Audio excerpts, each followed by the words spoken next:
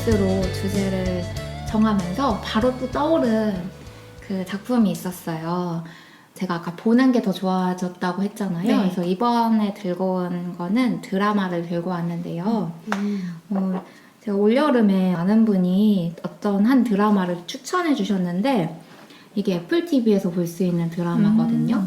근데 1화가 무료로 풀려 있어요. 네. 그래서 여러분도 1화는 무료로 볼 수 있는데 1화를 봤는데 너무 궁금한 거예요. 부분이? 네, 그래서 바로 그냥 결제를 하고 오. 바로 달렸습니다. 그래서 다 봤는데 혹시 여러분은 이렇게 일하기 싫을 때나 아니면 회사 가기 싫을 때 어떤 상상을 하시나요? 지주국가 망했으면 좋겠다. 그럼요. 해성이 떨어졌으면 근데 비슷하게. 오늘 다들 그렇구나. 두 분은 다 약간 지구가 망하길 바라는군요. 뭐지? 초롱이님은요? 최근에는 이런 상상을 한 적이 없는데 첫 회사 다닐 때 이런 생각을 많이 했어요. 누가 내 대신 일하러 가줬으면 좋겠다거나 아니면 내 분신이 따로 있어서 분신만 일하러 보내고 싶고 쉬고 싶다 이런 생각을 한 적이 있는데 약간 제가 오늘 소개해드릴 드라마가 저는 이런 상상에서 좀 나온 드라마가 아닐까 하는 생각을 해요. 그래서 이 드라마 제목은 세브란스 단절이라는 드라마인데 혹시 들어본 적 있으신가요? 들어본 것 같습니다. 들어보셨어요, 네. 진님은? 저는 처음 들어봐요. 이게 원제는 그냥 세브란스예요. 이제 미국에서는 그냥 세브란스라고 나왔는데 사실 우리나라에서 세브란스 하면 병원 딱 병원이 떠오르잖아요. 그래서 그런지 우리나라 애플 TV에서는 세브란스 하고 이제 단절까지 붙여서 제목으로 나왔더라고요. 근데 이게 그 당시에 그 지인분이 저한테 설명해 줄 때 어떻게 말씀을 해줬냐면 이 개인적인 이 일상을 꾸리는 개인적인 삶하고 직장에서의 삶을 단절시키는 시술을 받은 사람들의 이야기라고 말을 해줬거든요. 그래서 그 시술을 받은 사람들은 딱 직장에 들어간 자아랑 일상, 그러니까 직장에서 퇴근하고 나왔던 자아랑 좀 다른 거예요. 근데 이게 자아가 다르다기보다는 기억을 이제 나누는 거예요. 그래서 일과 일상의 기억이 분리된 삶에 대한 이야기인 드라마인데요. 저는 그때 이제 그 추천을 받고 그렇구나 하고서는 안 보다가 이번에 그 회사를 다니게 되면서 자꾸 일에 대해 생각을 하게 되면서 힘드셨구나. 힘들었다기보다도 이게 나한테 맞는 일일까 고민이 많았군요. 고민을 좀 했어요. 지금은 좀 괜찮아졌는데 그래서 단절 시술을 받은 사람들의 이야기라고 딱 들으면 약간 대충 이 드라마는 이런 식으로 흘러가겠구나 하는 거를 제가 은연중에 생각을 하나 봐요. 그래서 1화를 제가 무료로 봤다고 했잖아요. 근데 제가 생각했던 거랑 되게 다른 전개로 흘러가다 보니까 그래서 호기심하고 궁금증이 생겨서 결제를 이제 바로 하고 이제 달렸어요. 저는 이 드라마 잠깐 소개된 걸 보고 단편인 줄 알았거든요. 그래서 그 여자 주인공의 네. 그 이야기로 그냥 짧게 그 영드 블랙미러 같이 약간 에피소드가 옴니버스. 옴니버스 형태로 이렇게 되나 라고 생각을 했는데 그 여자 주인공 이야기가 계속 이렇게 진행이 되나요? 양치님은 여자 주인공을 먼저 봤잖아요. 저는 이제 남자 주인공 이야기로만 그냥 가는 줄 알았어요. 근데 그게 아니라 주변에 있는 사람들까지 이제 이야기가 이렇게 가지를 뻗쳐서 나가거든요. 다 하나의 획에 있는 네, 연결돼 있는 사람들이에요. 네, 맞아요. 다 같이. 그 여자 주인공도 남자 주인공도 같은 사무실에서 일하는 동료인데 둘 다 이제 단절 시술을 받은 동료인 거죠. 그러면은 단절 시술을 받지 않은 사람도 있고 받은 네. 사람도 있고 네. 그러면 받지 않은 사람들은 이 사람이 약간 단절 시술을 받았다는 걸 알고 대해야 되겠네요. 네, 맞아요. 그걸 내가 단절 시술을 받았다고 알려도 되는 일이고 알리지 않아도 되고? 근데 보통은 말하는 것 같아요. 왜냐면 내가 무슨 일을 하고 있는지에 대해서 이제 지인들한테는 말을 하잖아요. 네. 근데 그 일을 한다고 말하려면은 왜냐면 그 단절 시술을 받은 사람이 일할 수 있는 공간이 따로 있는 거거든요. 여기서 회사 이름이 루먼 인더스트리라는 회사가 나오는데 원래는 제약회사로 시작을 했던 것 같아요. 그러다가 약간 제약에서 기술 연구를 그런 회사인 것 같은데 그 회사의 지하에 단절층이라는 그 플로어가 있어요. 거기에 들어가서 일을 하려면 이 시술을 받아야지 들어갈 수 있어요. 그래서 거기서 일한다고 말을 하면 이 사람은 이제 단절 시술을 받은 사람인 거죠. 보안 때문에 그런 거예요? 그게 비밀에 약간 미스터리로 감싸져 있는데 주인공은 마크라는 남자 주인공인데요. 그분은 어떤 이유 때문에 단절 시술을 선택해서 받아요. 그리고 거기서 일하는 사람들은 다들 다 자발적으로 받았다고 말을 하거든요.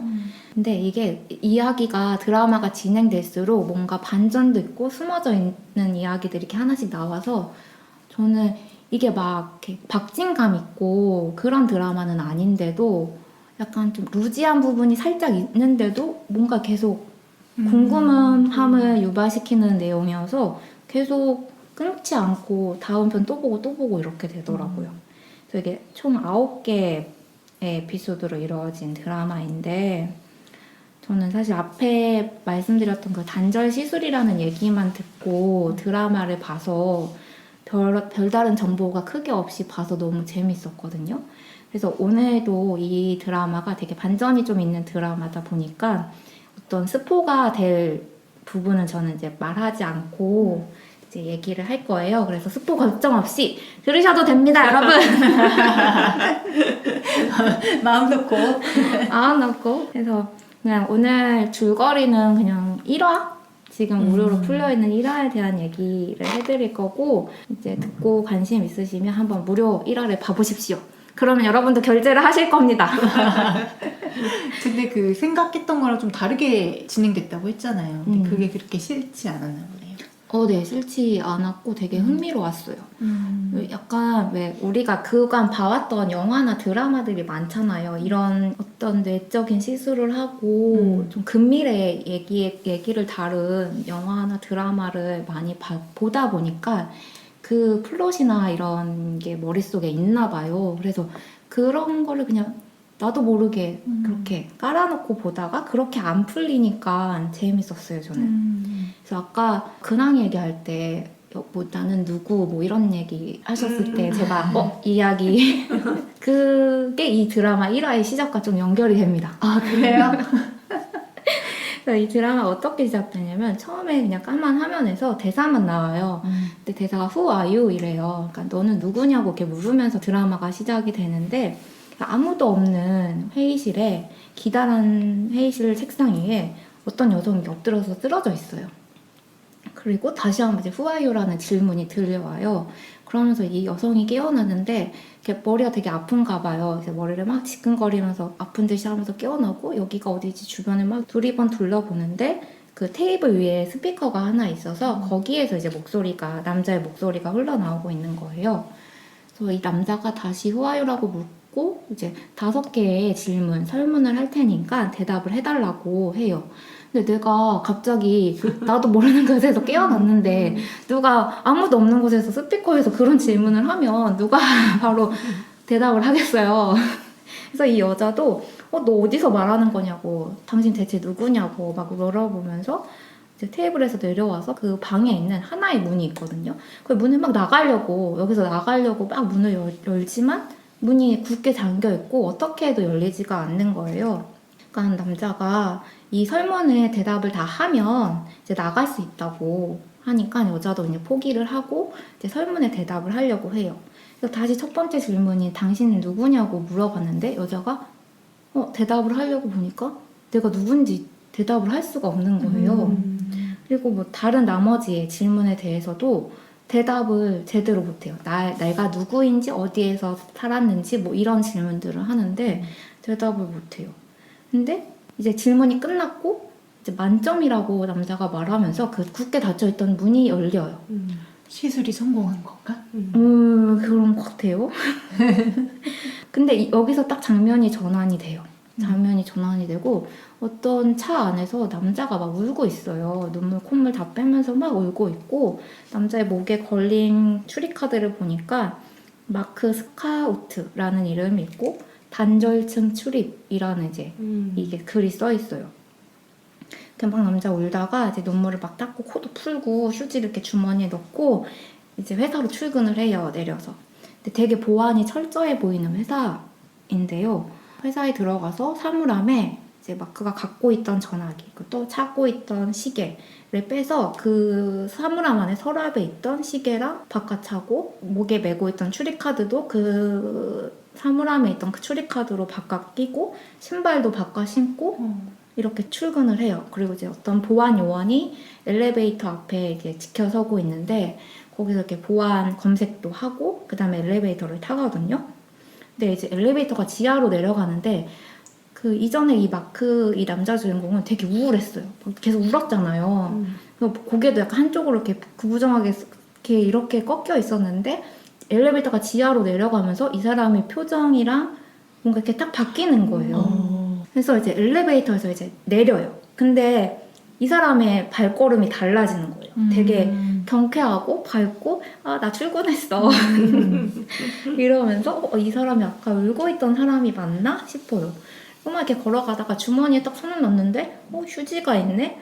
뭐지? 하면서 휴지 이제 막 그 쓰레기통에 꼬린 하면서 꼬린 됐다 하면서 가고 이렇게 가다가 이제 사무실에 갔는데 이 마크가 관리직인 밀칙이라는 사람한테 불려가고 이제 코벨이라는 상사를 만나요.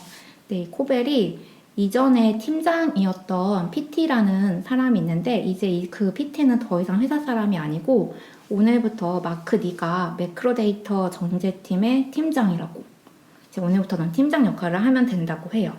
그리고 이제 어떤 수습 직원의 오리엔테이션을 진행하는 게 이 마크의 첫 임무였는데요. 이제 마크가 어떤 방에 들어가요. 작은 모니터가 있고 그 모니터 화면에 보이는 게 아까 그 테이블에 이렇게 쓰러져서 누워있던 그 여자였어요. 그래서 마크가 마이크에 대고 이제 Who are you? 라고 물어보고 그 화면으로 여자가 하는 행동을 막 보고 있었던 거죠. 그 방이 있었고 마크 옆에 문이 있었는데 막 문이 막 이렇게 막 흔들흔들하면서 그 아까 여자가 나오려고 했던 이제 여자가 대답을 다 했잖아요. 그리고 문을 열고 들어왔던 남자가 마크였던 거죠. 그래서 이제 둘이 만나서 이 기억이 없는 여자한테 마크가 여기는 이제 루먼 인더스트리라는 회사의 단절층이라는 곳이고 그 여자가 자신의 이름을 모르니까 너 이름은 헨리라고 이제 이 단절층에서 어떻게 일하면 되는지 이제 오리엔테이션 하려고 그 서류를 보면서 마크가 막 설명을 하려고 하는데 헨리가 이걸 받아들이지 못하고 아까 테이블에 그 스피커 하나 있다고 했잖아요. 그 스피커를 집어서 던져요. 아이고야. 마크 이마에 맞고 상처가 나거든요. 그러니까 이만큼 이 헨리는 여기서 나가려고 해요. 도대체 내가 여기에 왜 있고 나한테 도대체 무슨 짓을 했는데 내가 아무 생각이 안 나고 막 계속 거부를 하고 나가려고 하니까 그 마크가 헨리한테 한 번 더 말하면 된다고. 그러니까 너가 나가고 싶다고 3번 말하면 나갈 수 있다고. 그래서 한 번 더 말하라고 해서 나가고 싶다고 하거든요. 그래서 마크가 헨리한테 여기서 나갈 수 있는 길을 알려줘요. 되게 하얀, 되게 좀 좁은 복도를 따라가서 이쪽으로 꺾어서 들어가서 계단실로 나가는 문이 있는데 그 계단실로 나가면 여기서 이제 나갈 수 있다고 해요. 그래서 헨리가 나가요. 그 계단실 문을 열고 나가는데 문을 열었는데 다시 그 복도인 거예요. 분명 계단실로 나갔는데 다시 복도로 들어오고 막 달려가서 문을 팍 열고 팍 뛰어나가도 다시 그러니까 복도로 돌아오고 그래서 어쩔 수 없이 헨리가 다시 마크한테 돌아가요. 근데 나갈 수가 없으니까 그래서 이 돌아온 헨리한테 아까 그 관리하는 관리직이었던 밀칙이라는 사람이 비디오를 하나 이렇게 보여주거든요. 근데 그 영상에 자신이 있는 거예요. 그 헨리 자신이 녹화를 한 영상인 거죠. 그래서 내가 자발적으로 이 단절 시술을 받았고 이제 단절층에서 일할 거다. 너는 거기서 계속 일을 해야 된다. 이렇게 얘기를 하거든요. 그러니까 이 헨리도 어쩔 수 없이 그냥 이걸 받아들이고 나한테는 이제 선택권이 없구나 말을 하니까 마크가 너는 네가 선택해서 여기에 온 거라고 말을 하거든요. 그래서 그렇게 장면이 전환되고 각자 이제 다 퇴근을 해요. 퇴근한 마크는 다시 우울한 그 모습의 마크로 돌아가요. 이제 주차한 차를 타고 이제 출발을 하려다가 누구 한 명을 이렇게 좀 이렇게 칠 뻔 하거든요. 근데 아까 그 헨리인 거예요. 근데 서로 못 알아봐요. 네. 이게 단절되어 있기 때문에 이미 퇴근한 헨리와 마크는 서로를 못 알아보는 거죠. 그래서 퇴근한 마크가 동생하고 동생 남편이랑 또 지인들하고 저녁 모임을 갔는데 거기서 이제 얘기를 들어보니까 마크가 이 단절 수술을 받은 이유는 그 최근에 부인을 사고로 잃은 거예요. 그래서 그게 너무 슬프고 힘든 거예요. 그래서 그 기억을 하루에 일을 하는 그 8시간은 잊으려고 단절 수술을 받은 거예요. 그래서 원래는 그냥 교수였는데 그 교수 일도 이 슬픔 때문에 할 수가 없어서 이제 일상을 꾸리기 위해서도 수술을 받은 것 같아요. 근데 그렇게 이제 모임을 갖고 동생네 집에서 잠을 자다가 밤에 이렇게 깼는데 물을 마시러 이렇게 부엌에 갔단 말이죠. 근데 부엌 창밖으로 어떤 남자가 그 숲에 나무 옆에 서 있는 거예요. 그래서 자기를 계속 뚫어져라 보는 거예요. 그래서 저 남자 뭐지? 했는데 자동차 헤드라이트 불빛이 딱 지나가는 순간 사라졌어요. 그래서 아침에 일어나서 너무 이상해서 동생한테 그 어떤 남자가 있었다 얘기를 하니까 동생은 아무렇지도 않게 우리 집 밑에 술집이 있는데 거기서 뭐냐 올라온 취객인가 봐 하고 이렇게 넘어가거든요. 그렇게 좀 장면이 또 전환이 되고 이제 마크가 아까 그 오리엔테이션을 하다가 이마에 상처를 입었잖아요. 근데 이게 단절이 되어 있으니까 퇴근한 마크는 내가 여기에 왜 상처를 입은지 모르잖아요. 그래서 그 주차된 차에 회사에서 보낸 카드가 있었어요. 일을 하다가 뭐 어떻게 해서 모서리에 찧어서 상처가 났다. 그래서 사과의 의미로 식사권을 주겠다 해서 이렇게 준 식사권을 가지고 그 식사권 쓰러 식당에 가는데 그곳에서 그때 새벽에 본 그 남자를 만나요. 그래서 남자가 나는 PT다. 너의 직장 동료이고 너의 팀의 팀장이었고 너랑 가장 친한 친구다. 이렇게 얘기를 하는데 사실 마크는 이 애한테 말하는 거죠. 그건 불가능하다. 왜냐하면 너가 단절 시술을 받았으면 퇴근하고 나온 너는 나를 모를 거잖아요. 그러니까 PT가 자기는 단절을 이제 우회해서 단절 시술을 복구했다고 말을 하는 거예요. 그래서 자기는 지금 루만한테 쫓기고 있고 내가 어떻게 해서 잘못되게 되면 너가 이 진실을 좀 알렸으면 좋겠다고 하면서 카드를 주고 떠나거든요. 그 카드에 그들이 말하는 건 아래에 없다 뭐 이렇게 써있고 또 뭐라고 써있냐면 바깥에서 어떤 사람이고 왜 어떤 선택을 했는지 궁금했다. 그리고 난 누군가를 그런 사무실에 넣으려면 괴물이 필요할 거라고 생각을 했는데 특히 그 사람이 그 사무실에 나를 넣은 게 나 자신이라면 근데 진짜 괴물은 우리가 아니다. 뭐 이런 식으로 써있고 거기서 일어나는 일들이 궁금하면 이 주소로 찾아오라는 이제 내용이 써인 카드였어요. 그거 이렇게 받고서 이제 우선 집으로 왔어요. 마크는 집으로 오는 길에 이웃에 사는 셀빅 부인이라는 사람을 만나거든요. 근데 셀빅 부인은 이 드라마 초반에 마크랑 계속 통화를 자주 했던 이웃이었어요. 이 셀빅 부인이 쓰레기를 좀 잘못 버려가지고 요일을 착각하고 잘못 버려서 여러 번 통화했던 사람이거든요. 근데 이 통화를 통해 들어본 셀빅 부인은 되게 그냥 평범하고 친절한 동네 아주머니처럼 느껴졌었거든요. 근데 다시 셀빅 부인 목소리 듣는데 목소리가 제가 되게 익숙한 거예요. 1화가 어떻게 끝나냐면 이 셀빅 부인이 누구인지를 이렇게 딱 비춰주면서 끝나거든요.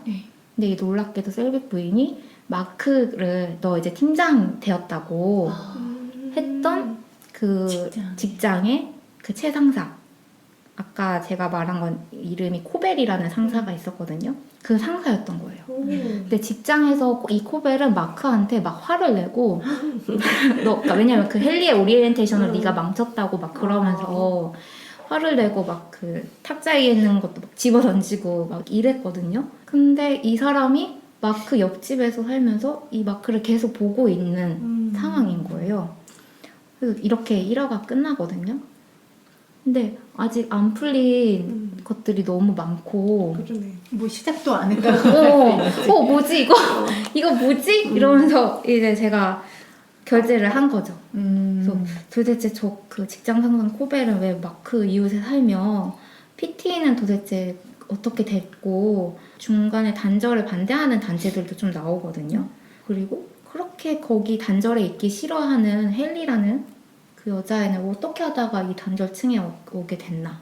그리고 이 단절층 사무실에서 같이 일하는 사람들이 총 마크 헨리까지 해서 4명인데 다른 남자 두 분도 같이 나와요. 그래서 뭐 이런 사람들 얘기도 분명히 풀릴 거고 그래서 약간 1화 스토리는 이렇게 끝나는데 이 스토리 외에도 이 드라마가 다른 이제 즐길 거리, 흥미로운 요소가 되게 많았어요. 하나 또 얘기해드리고 싶은 거는 드라마의 그 미술, 어떤 디자인이나 이런 게 되게 신기했던 게 약간 근미래 이야기를 다루는 드라마인데 처음에 이게 로만 인더스트리라는 이 큰 회사의 전경이 나올 때 좀 오묘한 거예요.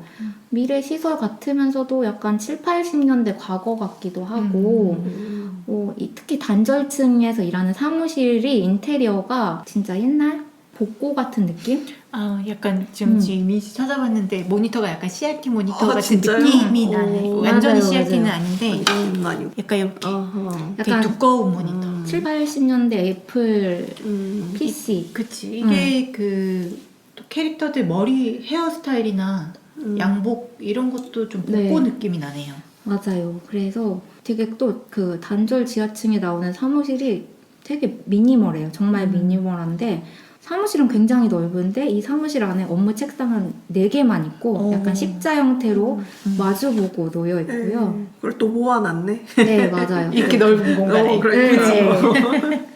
그리고 그 컴퓨터도 옛날 컴퓨터처럼 생겼는데 이 매크로 데이터 정제팀의 팀원들이 하는 일이 이 모니터에 떠있는 숫자들을 이렇게 마우스 커서로 이렇게 잡아서 약간 게임처럼 커서로 잡아서 아래에 이렇게 상자 이렇게 열려요. 네. 거기 이렇게 딱 집어넣는 게 일이에요. 껴인. 진짜 재미없겠다. 이렇게 해서 그걸 보면서 근데 그 숫자들을 어떻게 정렬을 하냐면 숫자들을 보고 있다가 무서움이 느껴지는 숫자가 있대요. 근데 그게 사실 헨리도 처음에는 그걸 몰라요. 그러다가 계속 보고 있다 보니까 그걸 알아차리거든요. 그래서 그 시스템도 픽셀로 되어 있고 약간 도스 시스템처럼 되어 있어요. 그리고 난수 배열시키나라는 생각을 했었어.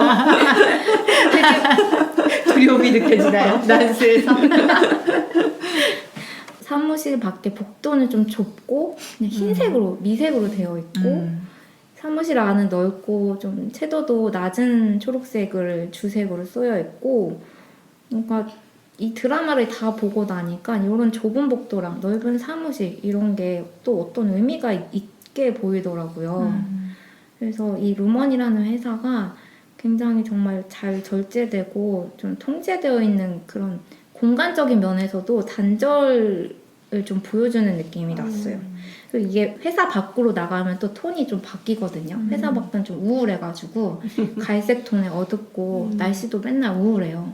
그리고 지금 극 중에서는 계절이 계속 겨울이어서 삭막하게. 삭막하고 저는 처음에는 그 지역이 약간 유럽인가 했는데 미국이긴 하더라고요. 네. 약간 캐나다 쪽 가까운 미국인가? 이런 생각. 추운 곳 같은. 네, 맞아요. 추운 것 같아서 되게 북유럽 같은 느낌이었어요. 그리고 여기 나오는 그 주인공이 아담 스캇이라는 배우 혹시 아세요? 아니요, 잘 몰라요. 저 여기 나오는 배우들도 거의 대부분 모르는 배우들만 나오는데 그 배우도 좀 유럽 사람 같아가지고 그랬어요.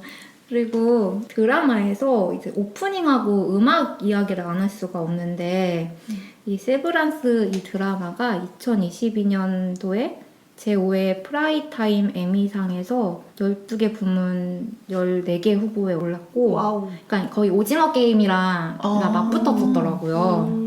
근데 이제 수상한 거는 최우수 메인 타이틀 디자인상이랑 시리즈 부문 최우수 음악 작곡상을 이제 수상했어요. 타이틀 디자인상이라는 게 있어요? 네. 그러니까 메인 타이틀이 아마 그 오프닝 말하는 것 같아요.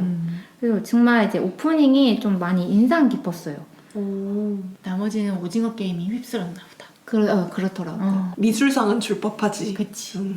그래서 방금 검색하니까 어쩐지 오징어 게임이랑 같이 나온 기사들이 있더라고. 그것 때문이었구나. 맞아요. 주연상도 그렇고 조연상도 주연은 이제 이정재가 탔잖아요. 네네. 아담 스컷 아까 그 배우도 노미네이트. 네, 노미네이트만 됐더라고요.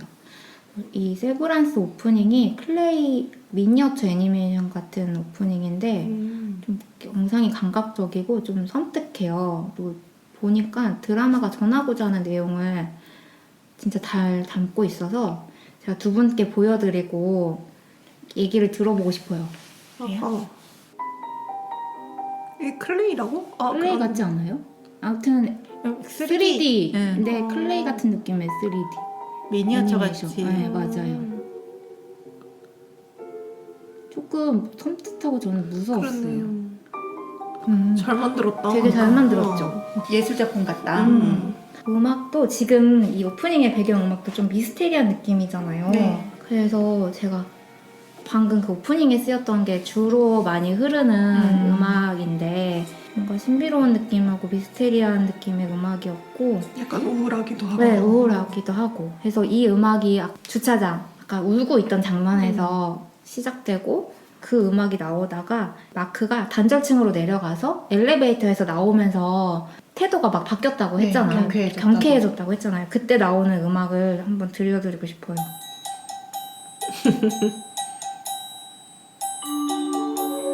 이런 음악이 나오면서 경쾌하게 달려가거든요. 근데 이것도 사실 뭐 그렇게 경쾌하진 않다. 아유, 밝고 희망차진 않아. 뭔가 이제 숨겨져 있죠. 그런 척하지만 사실 이것도 되게 그쵸. 우울하고. 그러니까 다들 음악이 좀 이런데 좀 저희가 이거 준비하면서 이 노래도 찾아봤는데 이 제목 뭔지 아십니까? 레이버 오브 러브라고 있는 게 맞나? 레이버 오브 러브? LABOR 오브 러브. 레이버 오브. 레이버 오브 러브. 그 사랑의 노동? 그래서 이거 찾아보고 뭐라고 사랑의 노동이라고 하면 좀 또 섬뜩했거든요. 그러면 이게 여튼 끝까지 보셨잖아요. 네, 숨겨져 있던 것들이 다 드러납니까? 드러나는데 그때 그 추천해 주셨던 분이 뭐라고 하냐면 빨리 시즌 2가 나와야 된다고 하셨어요. 뭔가 딱 해결되지 않고 끝나는구나. 9편이라고 했잖아요. 마지막 화에서 딱 끊기는 장면이 정말 우리나라 그 드라마 끊는 것처럼 뭐라고 여기서 끊는단 말이야. 어떻게 이럴 수가 있어? 어떻게 이럴 수가 있어. 더 내놓으라고. 이제 그 비밀이 풀릴만 할 때. 근데 그 앞에 우선 비밀들을 많이 풀어주는데 정말 큰 핵심. 핵심.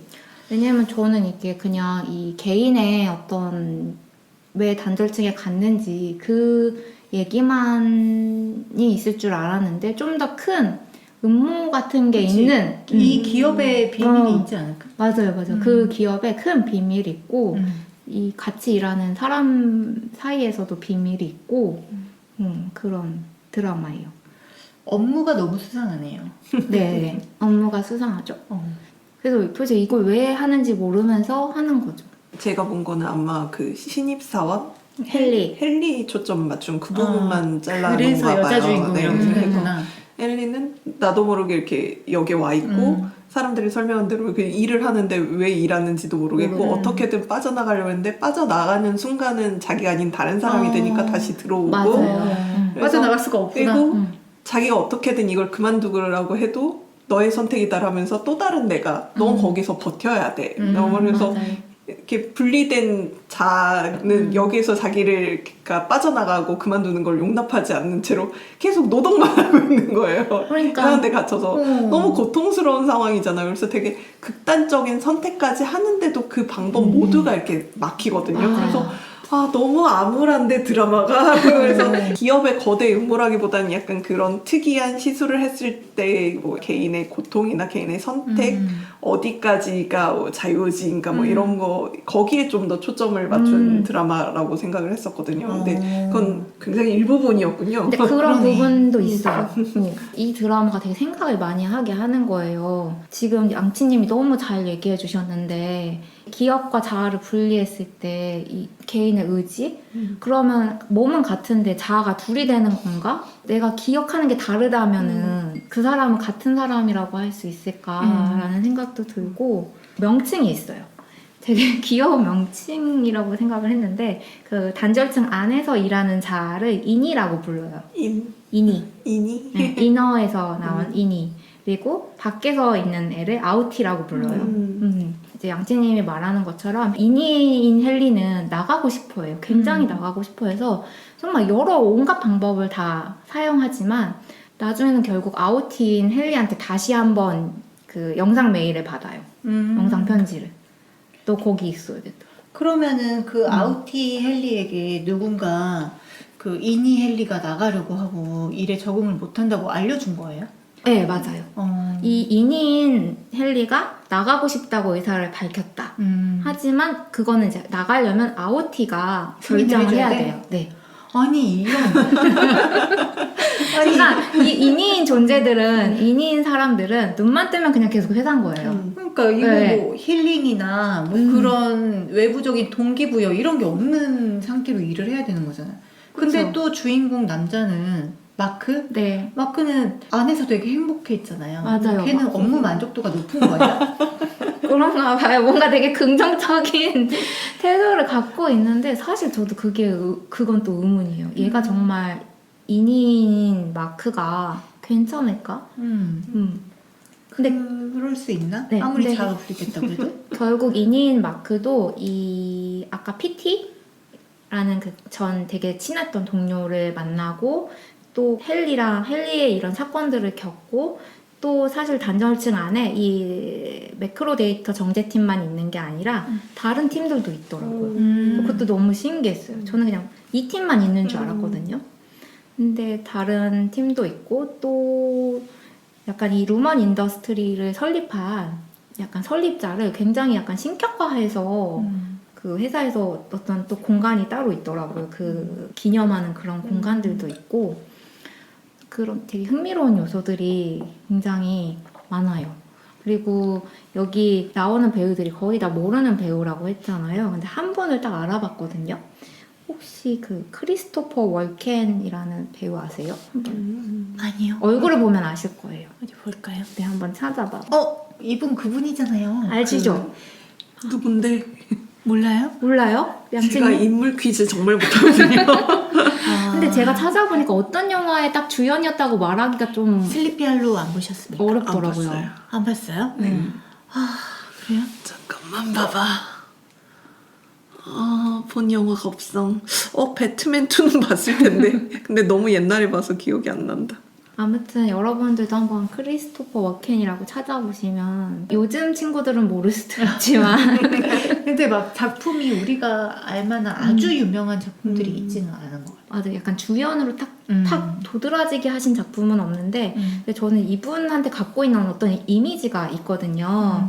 약간 뭐랄까 차갑고 전형적인 남성 역할만 하시고 옷도 그 양복이 되게 잘 어울리셔가지고 그런 역할을 하셨다고 이제 봤는데 이 세브란스에서 굉장히 정말 좀 제가 느끼기에 되게 이전에 출연작들에서 느꼈던 역이랑 다른 역을 맡으셔가지고 이분이 이런 연기도 하실 수 있구나 되게 놀랬고 정말 연기도 잘하셨어요. 약간 사랑이 좀 샘솟을 때 그럴 때 역을 하셨는데 애매하다. 전혀 감이 안 잡힌다. 그래서 사랑이 샘솟을 때의 연기. 사랑이 이렇게 누군가한테 호감이 생기고 그 아하. 사람한테 호감을 표현하라고 할 때 역을 나왔고 그 아까 단절 그 마크랑 같이 일하는 동료 중에 한 분한테 빠지거든요. 근데 그 장면이 너무 재밌어요. 그래서 다른 분들의 후기를 찾아봐도 그 에피소드를 얘기하시는 분들이 많거든요. 그래서 이게 궁금하시면 여러분 결제하고 보시면 됩니다. 아니 그러면은 그 사무실 안에서 네. 뭔가 누군가에게 호감을 느끼거나 그렇다 한들 네, 그게 나가면. 일상으로는 연결되지 않잖아요. 맞아요. 그래서 그런 얘기도 이제 이러면 나와요. 그막 배우자가 있는 상태에서 단절 시술을 받았다. 그러면은 그냥 바람 피울 수 있는 거 아니에요? 안에서는 이니의 삶과 이제 아우트의 삶이 정말 오피스 와이프가 맞아. 오피스 허즈밴드가 현실화되는 거죠. 맞아요. 그리고 재밌는 게 이 드라마 책임 프로듀서가 유명하신 분이더라고요. 책임 프로듀서가 8명이더라고요. 와우. 요새는 드라마들에 다 약간 작가도 많고 맞아. 한 그쵸? 명이 아니고. 네, 그렇죠. 감독도 많고 하시더라고요. 혹시 그 월터의 상상은 현실이 된다 영화 좋아요. 보셨나요? 네. 그 영화도 제가 알기로는 감독도 주연도 이분이 하신 걸로 알고 있는데 그래요?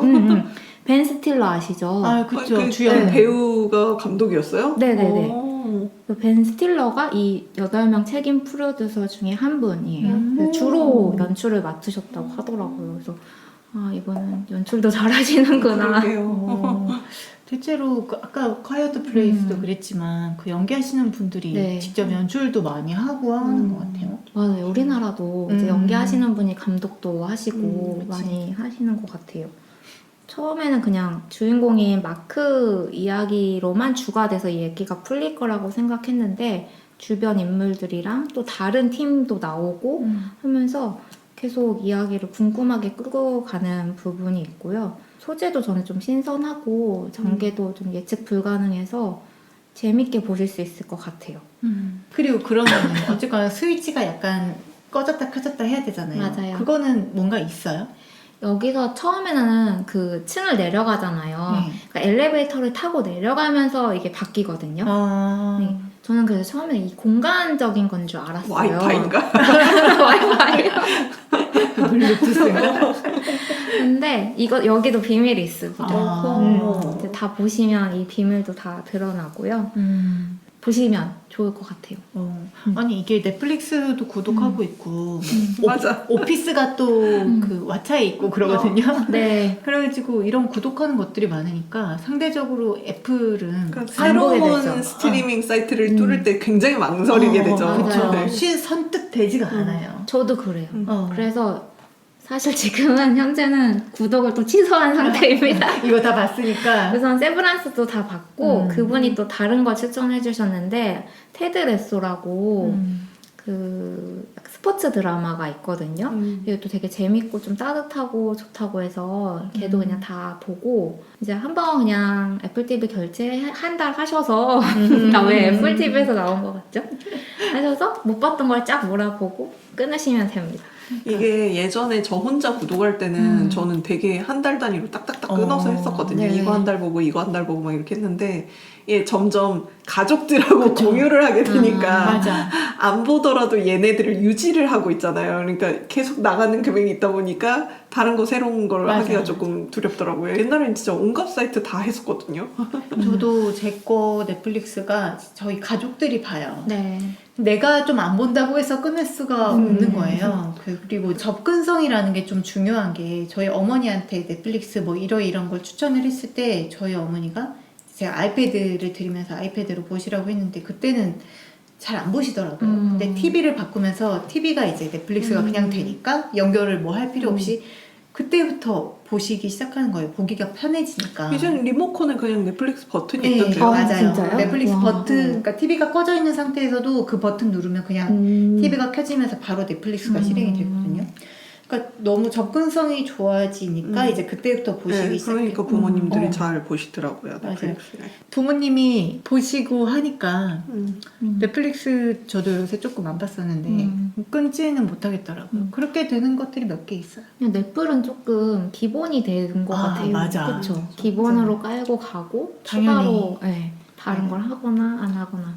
왜냐면 그 공중파도 몇 개씩은 들어가 있으니까 맞아요. 부모님들 보기에 좀 좋거든요.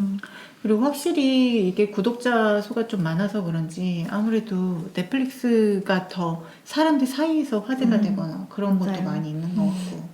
넷플릭스 티빙 이렇게 하든지 아니면 뭐 티빙 웨이브 이렇게 하든지 뭐 이런 식으로 많이 하는 것 같더라고요. 아니면 뭐 넷플릭스만 보시는 분들도 있고. 이게 참 왔다 갔다 하는 게 그 오피스 제가 이야기했잖아요. 네. 미드. 그것도 처음에는 넷플릭스에 들어가 있었거든요. 근데 넷플릭스 이용자의 상당수가 그 오피스를 보기 위해서 결제를 처음에 했었다는 그 통계 같은 게 있어요. 근데 지금은 왓챠로 갔단 빠졌구나. 말이에요. 네. 닥터 하우스도 왓챠에 있다고 했잖아요. 또 그런 식으로 그러니까 왓챠에 보고 싶은 게 있으면 왓챠는 저 혼자 보고 있어가지고 구독했다가 또 끊었다가 할 수 있을 것 같은데 이제 넷플릭스는 그게 좀 안 되고. 맞아. 넷플은 저도 같이 공유해서 보고 있어서 그런 것 같아요. 맞아요. 그때 제가 애플 TV 본다고 하니까 양치님이 그 집 공룡 보라고 아, 네. 보셨어요? 공룡 다큐. 조금 보다 말았어요. 저는 역시 이상하게 동물 다큐를 안 보게 되더라고요. 아 그래요? 네, 그래서 넷플에 있는 것도 뭐 문어나 이런 거 예. 유명했었잖아요. 잘 안 보게 되죠. 그래요. 동물 다큐랑 그 우주 다큐 이거 제일 재밌는데. 그러니까 다큐를 잘 안 봐요. 봐도 소셜 딜레마 같은 그런 그건 재밌었어요. 저는 최근에 유튜브도 저 유튜브 사실 이렇게 많이 안 보거든요. 궁금한 거 있을 때만 좀 보는 편인데 유일하게 요새 되게 좋아하는 채널이 하나 있는데 그게 양봉업 하시는 분이 그래서 막 그 벌에 대해서 나오는데 그게 너무 재밌어요. 진짜 너무 꿀잼이에요. 웬즈데이에 꿀 치는데 맞아. 벌 치는데 진심인 웬즈데이에 친구가 나옵니다. 양봉하는 친구가 나와요. 아, 그래요? 봉봉이라고 하나? 모르겠어. 아무튼. 귀여운 애가 오, 나와. 알겠어요. 되게 귀여운 친구가 나와. 곱슬머리에 귀여운 친구가 나옵니다. 알겠습니다. 봐봐야겠구만. 아니 너무 재밌더라고요. 진짜 그 벌들에 대해서 깊이 이해하고 그 벌들의 생태계를 너무 알고 그래서 그 벌들이 계속 잘 살아날 수 있게 또 꿀을 잘 만들 수 있게 그때 막 하고 또 말벌들이 그렇게 꿀벌 주기로 오잖아요. 맞아요. 그래서 말벌 맨날 퇴치하러 다니시고 이러는데 너무 재밌어. 저 어디서 들었는데 말벌이 먹으려고 꿀벌 죽이는 게 아니라 그냥 죽이는 말벌들이 있다면서요. 말벌도 아주 나쁜 새끼들이에요. 갑자기 말벌 나쁜. 진짜 무서운 애들이더라고요. 아 그거 봤어요. 저게 말벌인가 하면 말벌이 아니라고. 아 진짜요? 저게 드론인가 하면 그게 말벌이라고. 들어오니까. 그러니까 우리가 생각하는 것보다 훨씬 크고 커요? 무섭다는 거죠. 하긴 말벌은 사람도 조심해야 되잖아요. 그럼요. 그렇죠. 진짜 무서운 위험하죠. 애들이야. 나쁜 놈들. 우리 어쩌다가 말벌 이야기. 갑자기 여러분 제가 한 얘기는 세브란스 단절이었습니다. 요새 자아를 분리하고 싶으신가요? 회사 다닐 때? 근데 맞아. 저도 사실 지금 약콩님이 하실 질문을 여러분께 하고 싶었어요. 그렇게 정말 자아를 분리하고 싶으신지. 아니 저는. 근데 저는 절대. 나도. 네, 저도 그거 처음 글 봤을 때 그런 질문들도 사람들이 많이 네. 했었는데 처음 싫어라고 생각을 하는데 수면 마취를 생각을 해보니까 우리가 일종의 수면 마취라고 생각을 하면은 홀릴 수 있겠다라는 생각이 좀 들었었어요. 그때 뭐 했는지 모르겠지만 좀 그 사이에 뭔가 그 고통스러운 중요한 일을 기억은 했어.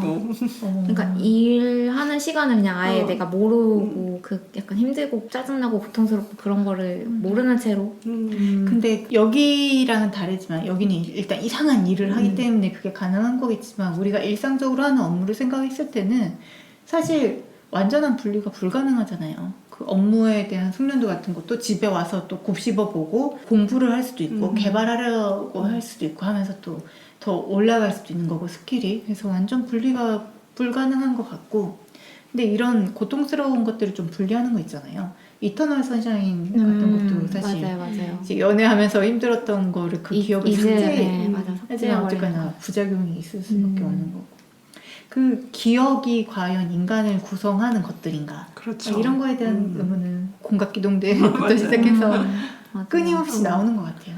정말. 저는 제가 기억하지 못하는 순간을 갖고 싶지 않다는 생각이 들더라고요. 왜냐면 내가 인이가 된다면 그 인이로 지냈던 시간에 무슨 일이 있었는지 아우팅이 나는 모르는 거잖아요. 그런 시간이 있는 거가 별로일 것 같아요. 싫을 것 같아요. 찝찝하죠. 사실 그 수면 마취도 약간 찝찝할 수 맞아요. 있잖아요. 그 사람들이 그 누가 내 손톱 물어가가지고 쥐해가지고 걔가 대신 나 대신 일 좀 해줬으면 좋겠다. 그럼 그 밑에 그치. 댓글에 님이 그 쥐임 달리잖아요. 정말 무엇보다도 섬뜩한 댓글이에요. 무서워. 근데 진짜 이런 식으로 그러니까 나를 닮은 AI가 내 대신 뭐 일을 하고 나는 지켜보는 감시자 역할을 할 수 있다면은 그건 괜찮은 것 같아요. 차라리. 근데 내가 기억이 단절된다? 그리고 내가 기억하지 못하는 나를 누군가 조종하고 그런 거는 신분 도용도 너무 당할 수 있고 이거 파워 찜찜할 거 아니니까. 그리고 저도 기억을 못하는 게 싫거든요. 근데 주변에 또 친구들 보면 기억을 너무 안 하고 사는 친구들이 많이 있어. 왜 들리지? 양치님을 보고 이야기하진 않겠지만 아니 저 정도로 다 잊고 산단 말이야. 그런 거 생각하면 괜찮을 것 같기도 하고 그렇습니다. 이어지는 54화 3부에서는